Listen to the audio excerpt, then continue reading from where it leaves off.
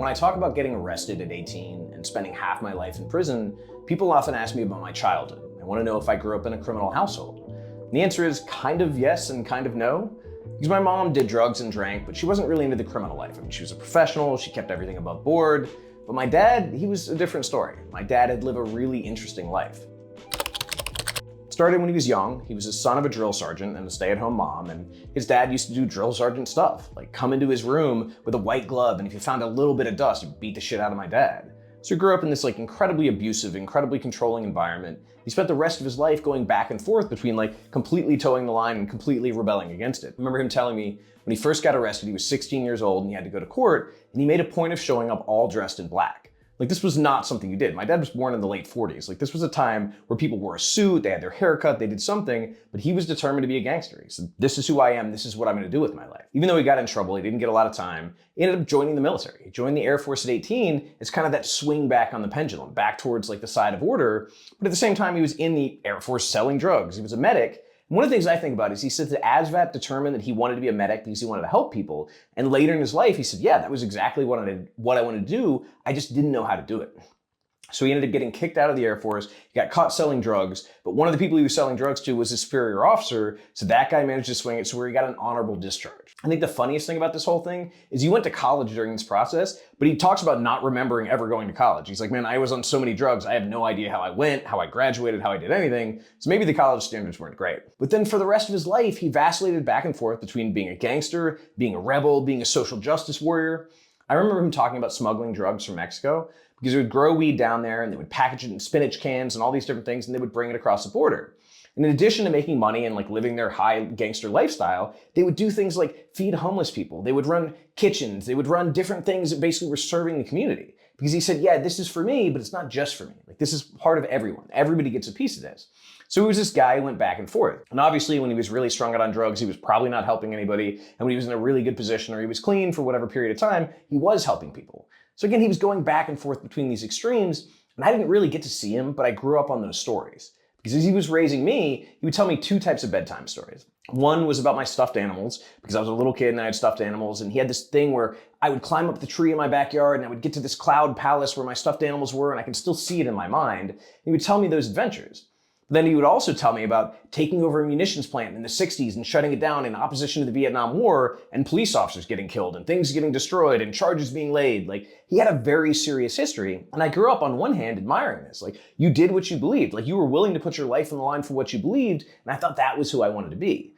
But then he would tell me other stories. He found one of his buddies with a needle in his neck because the guy's veins had gotten so bad, he was shooting up. He had to shoot up in his neck and he ended up overdosing. So he walks in on one of his best friends dead with a needle in his neck. So I'm hearing these stories and I don't really know what to do with that. I don't know if he was trying to scare me away or if he was trying to warn me or he was just trying to share his experience. But what it created in me was this desire to do exactly what he had done or do more than he had done or maybe gain his attention. Because when I was 2, my dad got clean. And he threw himself into 12-step programs. He was a recovery guy. That's who he was. And he was really involved in that community to the point that I sometimes felt like he was more involved with them than he was with me. So when I was old enough, I started smoking pot. I started doing things I thought maybe I could get his attention or maybe I could then join the club that he was in or I could be a part of it. And it kind of worked and it kind of didn't.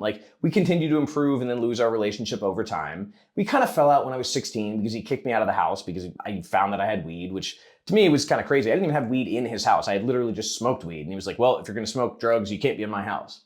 And as a kid at 16, he was trying to just get his dad's attention. For my dad to kick me out and say I'm done with you. Yeah, it felt like an ultimate rejection.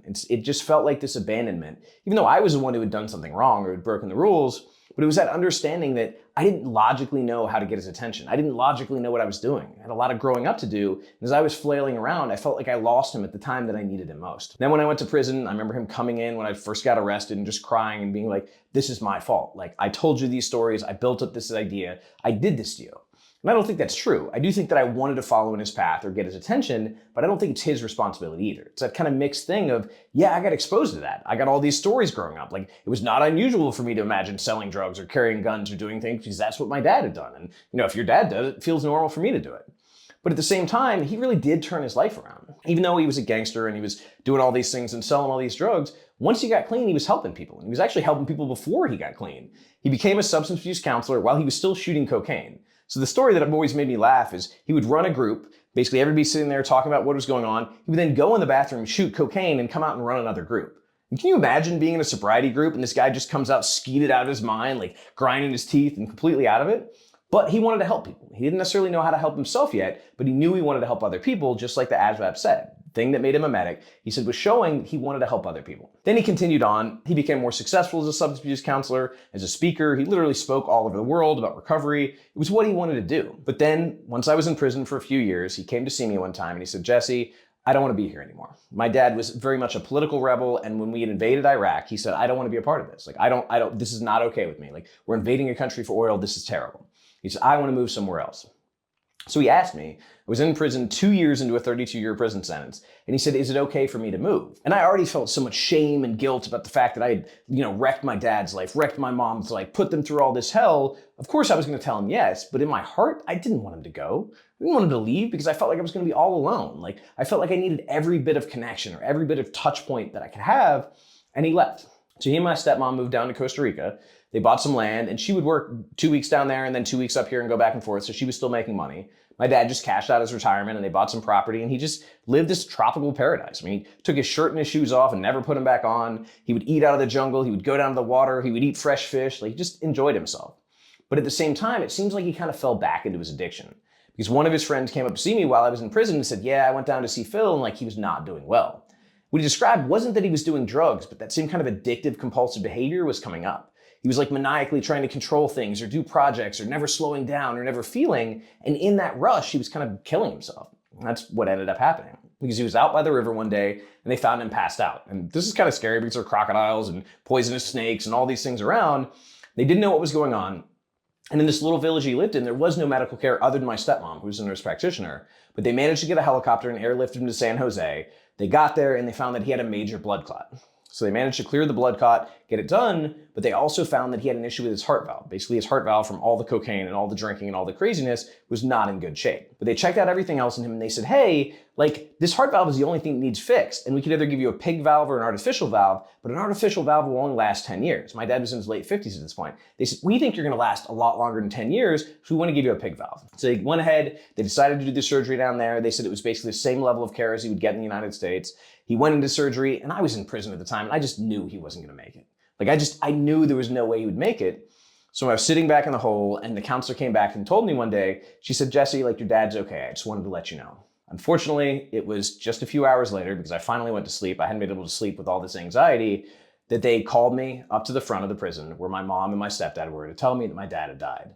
Because he'd made it out of surgery, he was fine, he was talking, he was interacting, then he went to sleep and he never woke up. And I think about that because I just went in for surgery myself. And that's one of the concerns that I've always had. Like, when I went in for surgery, the guy was like, okay, I'm gonna give you this anti-anxiety medication. And then when we rolled you in, we're gonna put you under anesthesia. And as soon as he said that, I then woke up and was like, wait, where am I at? And I looked down and my arm was wrapped because they'd done the surgery. They'd done a 6-hour surgery on me. But I always worried that, like, I would go in and I wouldn't make it out, or I would go to bed and I wouldn't wake up. And maybe that's why I couldn't sleep last night. Maybe that's why I have so many issues around sleeping, because there's this fear subconsciously that I'll go to sleep and I just won't wake up just like him. At the same time, I watched my dad do his whole redemption story and his redemption arc and then kind of lose himself in the celebration of that.